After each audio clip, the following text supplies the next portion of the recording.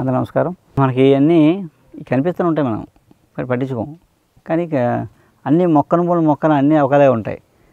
అది వాళ్ళు అలాగేంటంటే ప్రతిదీ చాలా క్షుణ్ణంగా పరిశీలించి మొక్కల మీద అంత అవగాహన ఉంటుంది వాళ్ళకి. ఇది మామూలుగా జీలుగు చెట్టు, జీలుగు అంటారు. ఇది ఏంటంటే భూమి సారవంతం అవడానికి పొలంలో వేసి దున్నేస్తారన్నమాట. పెరిగిన తర్వాత నైట్రోజన్ క్రియేట్ చేస్తారన్నమాట. అందుకని భూమిని సారవంతం ఇది చేసేస్తుంది మొక్క. అలాగే ఇది తింటారని చాలామంది తెలియదు, కానీ చాలామంది పల్లెటూరులో ఇప్పటికీ తింటారు అన్నమాట. అంటే ఇందులో 3 రకాలు ఉన్నాయి.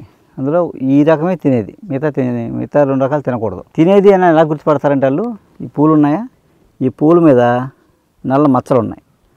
ఆ నల్ల మచ్చలు ఉంటే ఇది తినేదని అర్థం, లేదా తినకూడదు అన్నమాట. అలా ఇది పూలు కూర వండి తింటారు, ఈ ఆకులు కూడా కూర వండి తింటారు.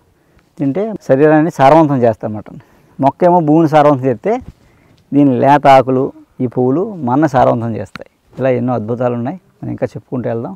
నమస్కారం.